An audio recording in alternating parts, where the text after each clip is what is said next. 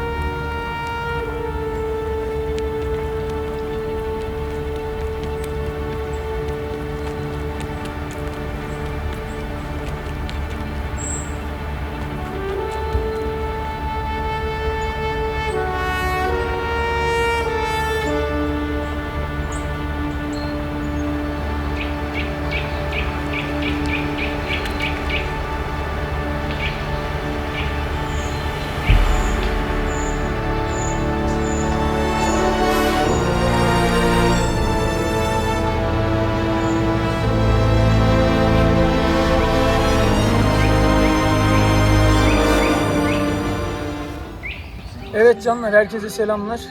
Bugün Dipsizgöl'dedik. Dipsizgöl Tosya'ya bağlı, Kastamonu Tosya'ya bağlı. Normalde milli park olarak tescillenmiş. Bundan yaklaşık 5-6 yıl önce bir yangın geçirmiş, kapanmış ve geçen yıl tesisleşerek, bayağı büyüyerek ciddi anlamda güzel bir bölge haline geldi. Bulunduğumuz bölgede yaklaşık 12 tane bungalov ev var, farklı boyutlarda ve tiplerde. Bunun haricinde tepe bölgesinde bir karavan park alanımız var. Onun haricinde güzel bir restoranımız var.